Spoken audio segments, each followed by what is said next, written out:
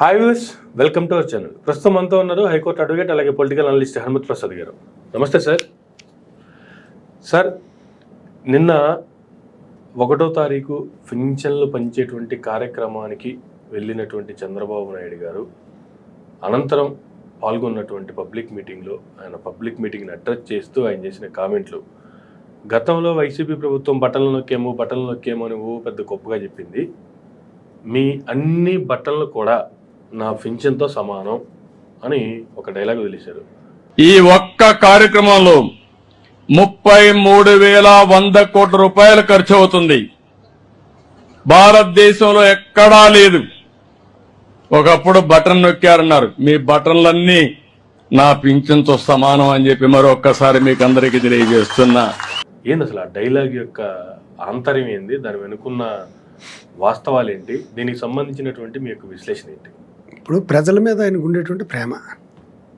Okay, ఇప్పుడు అదేదో సినిమాలో పాట గుర్తుకొస్తుంది నాకు. చెప్పకనే చెబుతున్నా ఇదే ప్రేమనని, చెప్పకనే చెబుతున్నా. ఆ కవి ఎలా రాశాడో కానీ అప్పుడు ఏదో అనుకున్నాం, కానీ ఇది ఖచ్చితంగా అతికినట్టుగా ఉంటుంది అనమాట. అంటే ఆయన చెప్పకుండానే చెప్పాడు, పెన్షన్లు మాత్రమే ఇస్తాను, నేను మిగతావేమి ఇవ్వను, మీరు ఎన్ని చేసినా దీంతో సమానం అని.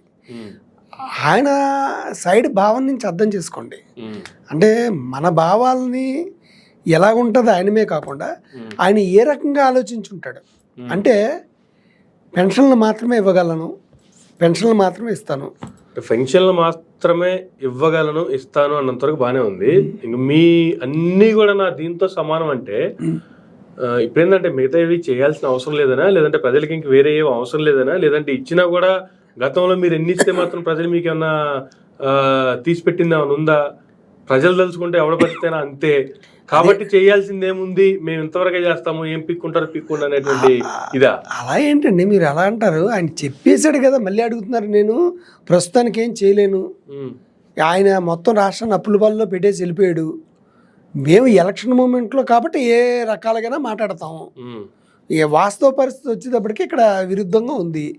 నేను ఇవ్వలేను, యాన ఉంటే నా చెవిలో వచ్చి చెప్పండి, సంపదను పెంచే మార్గం ఇక్కడ చూస్తుంటే అంత ఏమయంగా ఉంది.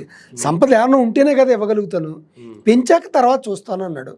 అయినప్పటికీ పెన్షన్లు ఆపట్లేదు అన్నాడు. అదే మాత్రమే అన్నిటికీ. ఇప్పుడు అన్ని రోగాలకి ఒకటే మందు, జందా తిలిస్మారా ఏదో ఉండేది అప్పుడు, సర్వరోగ నివారణ అన్నట్టుగా. ఇప్పుడు అన్ని హామీలకి బదులుగా ఈ ఒక్కటి ఇస్తే మీరు అన్నీ ఇచ్చినట్టుగా. సరే, ఇదేదో ఈయన కొత్తగా కూటమి ప్రభుత్వం వచ్చిన తర్వాత రూపొందించి దాన్ని బయటికి తీసి అన్నిటి ప్లేస్లో ఇది ఒకటి రీప్లేస్మెంట్ అంటే ఓకే, బాగానే ఉంది. ఇప్పుడు కొత్తగా వచ్చింది కాదు కదా పెన్షన్ అనేది. గత వైసీపీ ప్రభుత్వంలో ఉంది, అంతకుముందు టీడీపీ ప్రభుత్వంలో ఉంది, అంతకుముందు ఉమ్మడి ఆంధ్రప్రదేశ్లో ఉన్నాయి. సరే, స్టార్టింగ్ ఎంత చేశారు ఏంటంటే సెకండరీ. ఆ తర్వాత వచ్చిన నాయకులు హామీలతో పాటు అంచెలంచెలుగా ఎంత పెంచుకుంటూ వచ్చారనేది సెకండరీ. బట్ లాస్ట్ గవర్నమెంట్లో అయితే 3,000 రూపాయల పెన్షన్ కూడా ఇచ్చారు కదా. 3,000 పెన్షన్తో పాటు నవరత్న పథకాలు అందినాయి కదా. నవరత్న పథకాలతో పాటు రాష్ట్రంలో జరిగినటువంటి ఇన్ఫ్రాస్ట్రక్చర్ ఏం జరిగిందో చూసాం కదా. ఇన్ని జరిగితే కూడా వాటన్నిటికీ పెన్షన్ రీప్లేస్మెంట్ అన్నట్టు మాట్లాడితే ఇప్పుడు ఆయన అన్నది అదే. ఇవన్నీ చేయడం వల్లే దేశం దివాలా కోరి తీసేసింది. దివాలాతనం మీకు ఇంకా అర్థం కావట్లేదు. ఈ పథకాలన్నీ ప్రజలకి దివాలా తీయడానికి రాష్ట్రంలో సంక్షేమ పథకాల అమలుకి సంబంధం సార్ అది ఉందండి అదే చెప్తారండి. ఇవన్నీ పథకాలు ఇవ్వడం వల్ల రాష్ట్రం దివాలా తీసే పరిస్థితి వచ్చింది, ఇంకేం మిగలలేదు. రెండోది, నువ్వు ఇన్ని చేసినా కూడా ఏమైనా గెలుపొందేవా? సరే సార్, అలాగే 11 సీట్లు వచ్చాయి. అంటే ప్రజలకి ఏంటంటే నువ్వు రాష్ట్రాన్ని అభివృద్ధి చేయవయ్యా అని చేతిలో పెడితే, నువ్వు మీకు ఇచ్చాను కాబట్టి నాకు ఓట్లు ఏంటంటే అర్థం ఏంటి? నువ్వు ఇన్ని చేసినా కూడా ప్రజల్ని కోటేయలేదు. ఇప్పుడు నేను చేయవలసిన అవసరం లేదు. ఇప్పుడు ఇన్ని చేశారు కాబట్టి రాష్ట్రం అప్పుల పాలైపోయింది, రాష్ట్రం అధోగతి పాలైపోయింది, బాగానే ఉంది. రీసెంట్గా ఇప్పుడు ప్రెజెంట్ పార్లమెంట్ సమావేశాలు జరుగుతున్నాయి.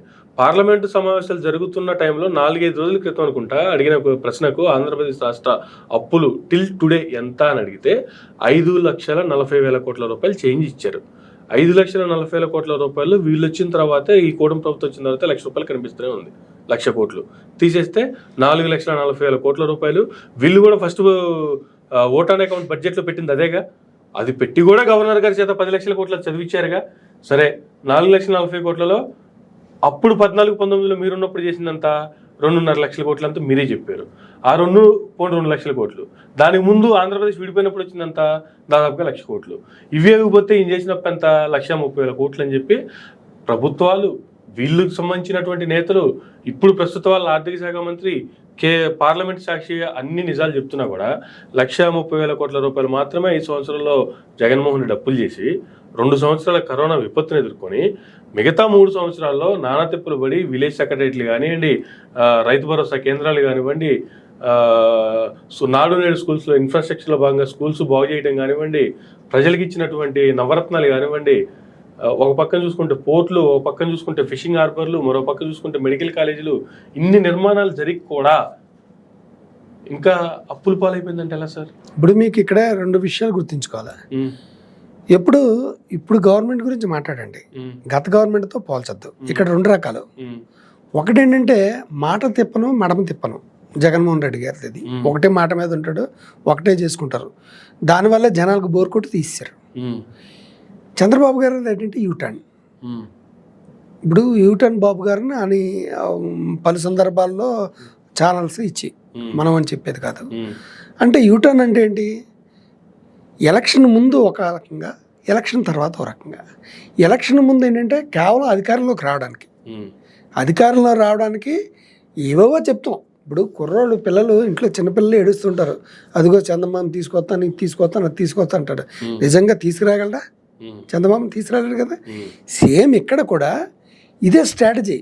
ఏంటంటే ఓట్లు వేయించుకుని ఆ ప్రభుత్వాన్ని గద్దె దింపడానికి రకరకాల ఆశలు చూపిస్తారు. ప్రలోభాలకి లొంగేటువంటి, పిల్లోడి కడుపు నింపడానికి తల్లి చెప్పే చందమామ కథలను రాష్ట్రం సంక్షేమం కోసం రాజకీయ నాయకులు ఇచ్చేటువంటి హామీలు 2 ఒకటి. దీన్ని ఏమంటారండి మరి? ఇది కథలకు చెప్పినట్టు కాదా ఇది?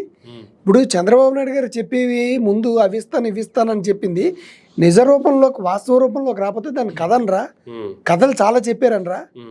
ఆయన ఏంటంటే అక్కడ దింపడానికి, ప్రస్తుత పరిస్థితిని, ప్రస్తుత ప్రభుత్వాన్ని దింపడానికి ప్రజల ప్రలోభాలకు గురవుతారు. కాబట్టి ప్రజల నాడి తెలిసిన వ్యక్తి.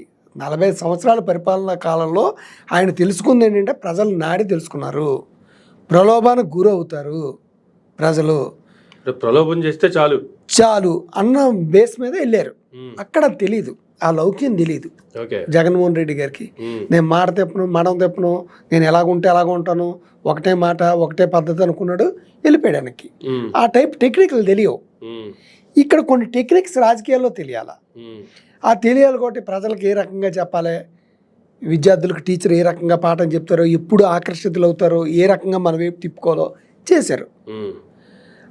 లోపల అంతర్గతంగా తెలుసు కదా.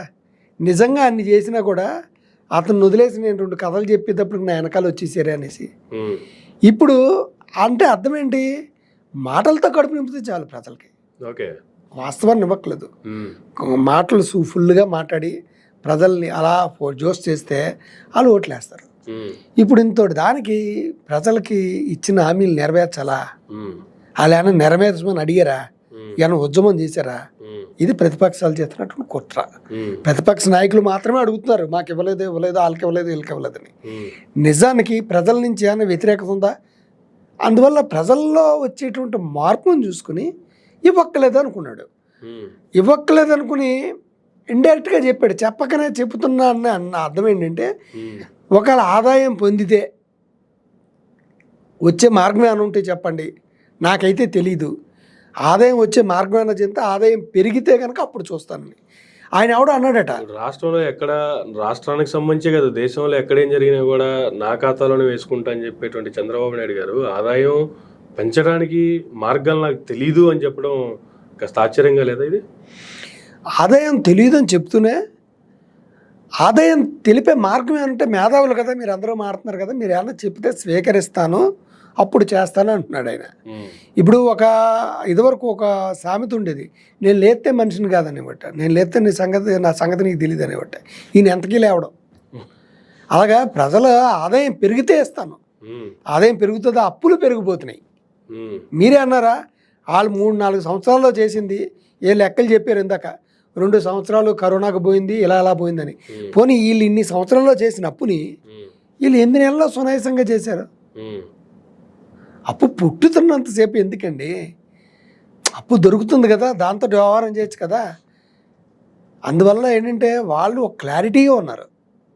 క్లారిటీగా లేనిది ప్రజలు వాళ్ళు ఇవ్వరు. ఇప్పటికి ఎన్ని సంవత్సరాలు ఏంటంటే ఉగాది నుంచి ఫ్రీ బస్సు ఏర్పాటు చేస్తానని చెప్పారు మొన్న బడ్జెట్లో. ఉగాది అయిపోయి 3 రోజులు అయింది, ఫ్రీ బస్సు వచ్చిందా? లేకపోతే శ్రీరామనవమి, దసరా అప్పుడు ఏర్పాటు చేస్తారు. ఇప్పుడు ఏంటంటే వాళ్ళకి మొదటి నుంచి ఒకటే పద్ధతి. ఫస్ట్ నుంచి చూసుకోండి, తెలుగుదేశం ఆవిర్భావం దగ్గర నుంచి కూడా ఎప్పుడంటే ఎలక్షన్ 2-3 నెలలు ఉందనగా ఇస్తారు, అది చాలు. మొదటి నుంచి ఇవ్వడం అనే పద్ధతి ఎప్పుడూ లేదు. అందువల్ల ఇప్పుడు ఇవన్నీ ఎప్పుడు జరుగుతాయంటే ఇంకో ఎలక్షన్ ఇంకో 6 నెలలు ఉందనగా, సంవత్సరం ఉందనగా అప్పుడు ఇస్తారు, ఇవన్నీ మీకు ఇచ్చాం కదా అని. అంతే తప్ప ఈ లోపల ప్రభుత్వం నుంచి మీరు ఏమి ఎక్స్పెక్ట్ చేయకండి. ఎక్స్పెక్ట్ చేసినా చేసేది లేదు. ఏం పీక్కుంటారో పీక్కోండి. మేము ఉన్న వాస్తవ పరిస్థితిని వివరించాం.